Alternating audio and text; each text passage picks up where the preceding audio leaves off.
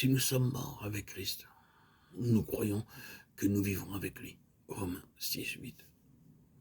Nous partageons alors sa vie. Nous recevons une autre vie. Et une forme nouvelle lui est donnée. C'est une vie nouvelle. Ce n'est plus la nôtre. C'est la sienne. C'est une crise. Je vous en supplie, plaçons-nous réellement en la présence du Seigneur à cet égard. Mais si nous le faisons, attendons-nous à ce que nous venons de dire. Attendons-nous à tomber en morceaux. Attendons-nous à ce que la beauté que nous croyons avoir disparaisse entièrement. Attendons-nous à découvrir que nous sommes beaucoup plus corrompus que nous ne l'avions jamais pensé. Attendons-nous à ce que le Seigneur nous amène à un point où nous nous écrions « Malheur à moi, car je suis perdu ». Mais alors, la bénédiction qui suivra sera simplement celle-ci. Oh Seigneur, la chose la meilleure qui puisse m'arriver, c'est que je meure. Et le Seigneur dira, c'est précisément là que j'ai voulu t'amener. Je ne puis pas glorifier cette corruption. Il faut en effet que ce corps corruptible revête l'incorruptibilité. 1 Corinthiens 15, 53. Et cette incorruptibilité est le germe de cette vie divine qui est transmise de lui dans cette semence, qui lui a abandonné sa propre vie. Dieu ne glorifiera point cette humanité. Il nous rendra semblables au corps glorieux de Christ. Cela est beaucoup trop profond et encore trop loin devant nous. Mais notre point, c'est que nous devons traverser cette crise pour arriver à la gloire, au but de Dieu. Ensuite, il y aura une marche à suivre. Le Seigneur Jésus a dit, si quelqu'un veut venir après moi, qu'il renonce à lui-même, qu'il se charge chaque jour de sa croix et qu'il me suive. Luc 9, 23. Et en parlant ainsi, il était fidèle au principe.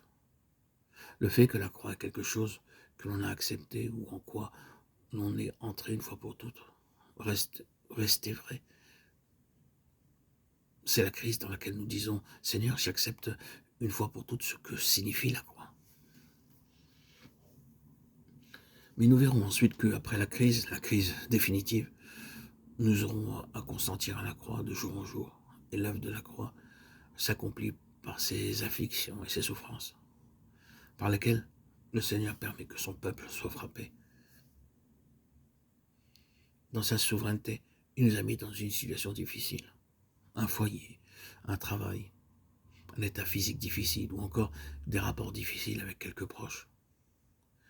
Bien-aimés frères et sœurs en Christ, c'est précisément l'œuvre de la croix qui s'accomplit dans notre propre expérience, afin d'ouvrir la voie pour que le Seigneur Jésus ait une place plus grande. Cela doit frayer un chemin pour sa patience, pour l'endurance de Christ, pour l'amour de Christ. Cela ouvrira un chemin pour lui.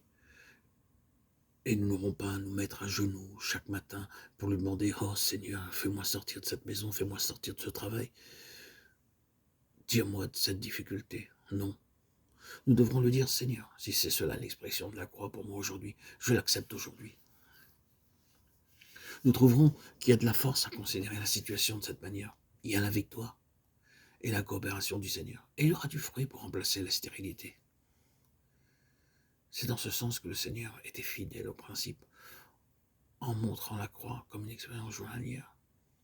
Et quiconque ne porte pas sa croix et ne me suit pas, ne peut être mon disciple. Luc 14, 27. Il ne peut être l'un de ceux que j'enseigne, l'un de ceux qui apprennent de moi, qui m'apprennent. C'est ainsi que l'acceptation de cette difficulté, quelle qu'elle soit, de jour en jour, est la marche même par laquelle j'apprends Christ. Et c'est le chemin de la lumière de la vie. C'est arriver à connaître, arriver à voir, arriver à la plénitude.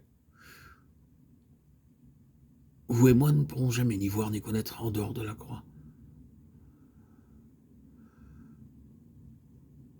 La croix doit débarrasser le terrain de cette vie naturelle. Le Seigneur sait ce que nous ferions s'il nous enlevait chaque jour la croix. Je me demande ce que nous ferions.